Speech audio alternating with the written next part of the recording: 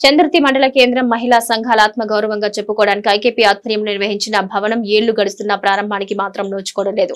Contractor నిర్లక్ష్యం, అధికారుల పర్యవేక్షణ లోపంతో ఇంకా భవన నిర్మాణ పనులు పూర్తి కాలేదు. చంద్రుతి మండల కేంద్రంలోని స్థానిక ప్రభుత్వ జూనియర్ కళాశాల వెనుక భాగంలో కాకుల గుట్ట ఆవరణలో 25 లక్షల రూపాయలతో 2012లో శంకుస్థాపన పనులు మొదలుపెట్టిన ఐకేపీ విభాగంలో శ్రీశక్తి భవనం నిర్మాణ పనులు పూర్తి కాకముందే శిథిలావస్థకు చేరింది. నాటి నుంచి ఇప్పటి వరకు నూతన భవనం నిర్లక్ష్యం నీరులో మరుగున పడింది. చుట్టూ తుప్పలు పేరుకుపోయి భవనం కనిపించకుండా పోతున్నా పట్టించుకోవడం లేదు. లక్షల రూపాయలు ప్రజాధనాన్ని వెచ్చించి నిర్మించిన ఈ భవనం ప్రారంభానికి కూడా నోచుకోలేదు. చివరికి భవనానికి వేసిన శంకుస్థాపన చేసిన శిలాఫలకం కూడా కనిపించకుండా పోయింది.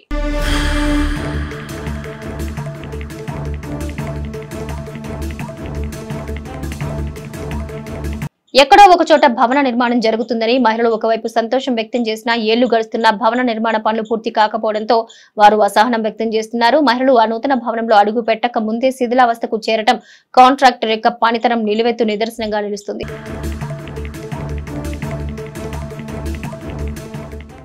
మహిళల కొరకు ఏర్పాటు చేసిన ఈ శ్రీశక్తి భవనం గ్రామానికి దూరంగా నిర్మించడం, భవనానికి చుట్టూ ప్రహారీ కూడా లేకపోవడంతో గతంలో అసాంఘిక కార్యకలాపాలు జరిగేవి. అంతేకాకుండా మందుబాబులకు కూడా అడ్డాగా మారిపోయింది. దీంతో భవనానికి అధికారులు తలుపులు, కిటికీలు అమర్చారు. భవనం వినియోగంలో లేకపోవడంతో అవి కూడా ఇప్పుడు చెదలు పట్టి పాడైపోతున్నాయి.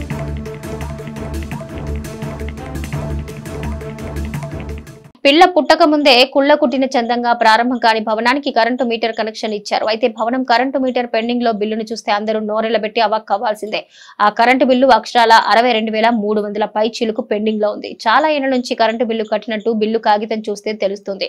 సరే, ఇది సంబంధిత శాఖ అధికారుల నిర్లక్ష్యమే అయినప్పటికీ సెజ్ అధికారుల బుద్ధి ఎటుపోయిందని పలువురు అంటున్నారు. ఒక సామాన్య మానవుడు తన ఇంటి కరెంటు బిల్లు 2-3 నెలలు కట్టకపోతేనే కరెంటు కనెక్షన్ తీసేస్తామని వారిని హడలెత్తించి ముక్కుపిండి వసూలు చేసే సెజ్ అధికారులు ఈ భవన కరెంటు బిల్లు విషయంలో ఎందుకు ఇంత నిర్లక్ష్యం వహించాల్సి వచ్చిందనేది ప్రశ్నార్థకంగా మారింది. భవన నిర్మాణ పనులతో పాటు మండలంలో మరెన్నో నిర్మాణాలు పెండింగ్ లో ఉండడం పట్ల పలువురు నాయకులు, ప్రజలు అసహనానికి గురవుతున్నారు.